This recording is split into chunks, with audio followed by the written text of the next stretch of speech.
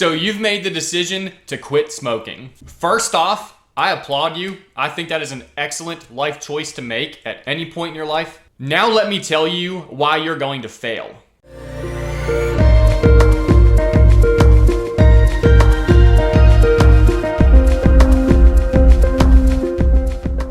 So I'm sure you've said something along the lines of, I want to quit, or I have to quit, something like that. So just think about that. I want to quit. I have to quit. Then why are you still smoking? The truth is, you're lying. Not just to me, not just to your friends and your family members. You're lying to yourself, and you know you are. If you truly wanted to, or if you truly had to, for whatever reason, you wouldn't be smoking. You would have already quit a long time ago. So while that probably sounded harsh, just take a second to let that sink in and really think about what I just said before I keep going.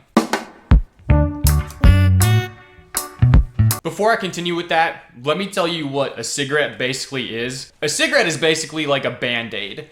And for most smokers, including me when I've smoked, and I'm actually currently smoking, I'm having a slip up right now. But usually the reason why we will light up a cigarette is to deal with some sort of stress or anxiety that's going on in our life right now. It basically gives you a moment to just get away from everything. It's almost equivalent to hopping in the shower to escape everything going on in the house and just take some time to yourself. So a cigarette is a Band-Aid for those moments. It gives you your time out, basically. The problem is, even though you put this Band-Aid on and you know your wound is now covered, even though it feels like you're doing good right now, imagine that Band-Aid does not have antibiotic ointment on it. Instead, imagine that it has, because in the case of a cigarette it does have, basically pesticides. So over time, you're actually doing more damage to yourself. This is obvious with smoking. You're doing more damage in the long run. Your cigarette is your Band-Aid. It gives you a few minutes of relief, sure, but it's slowly over time damaging you from the inside out. It's not a really good Band-Aid to have. Sometimes just a very simple phrase can help you change your thought process, and changing your thought process is really what's going to help you quit smoking and stay quit smoking.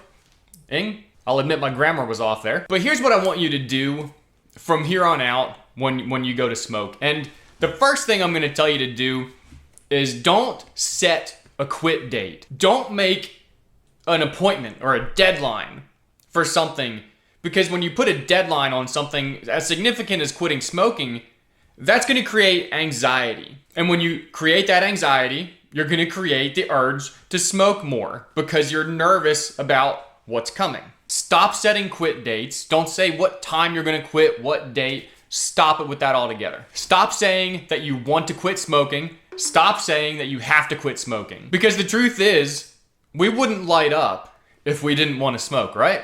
And we don't have to stop smoking under any circumstance. We don't have to ever stop smoking. If you're of legal age, you go and you buy a pack of cigarettes. And cigarettes are everywhere. I mean, people smoke in public. You're around friends or family that smokes. Every time you go to the gas station, there's cigarettes behind that counter just staring at you while you're making your transaction with the cashier. The thing is, we're all adults. If you're buying cigarettes legally, you're an adult. I'm an adult. The only person that is going to make the decision for us to stop smoking is us. It's you. So I'm just going to challenge you to ask a different question.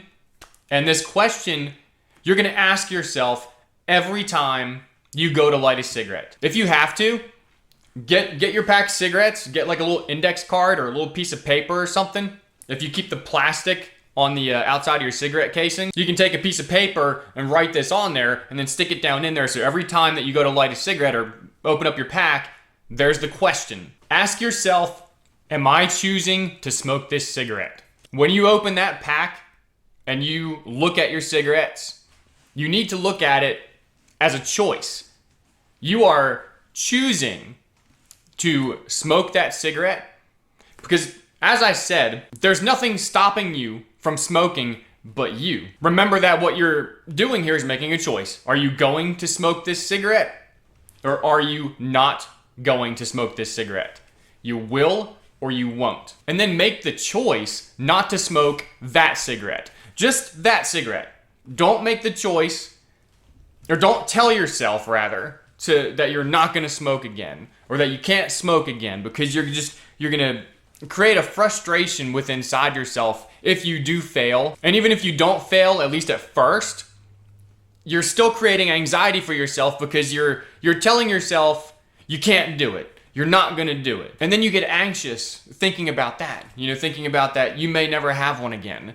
And that's gonna make you want to smoke even more. So bring it down to every individual cigarette that you choose to smoke or choose not to smoke, whether or not you're going to continue being a smoker from that point on. And it probably wasn't noticeable by what I just said, but you need to keep a pack of cigarettes with you.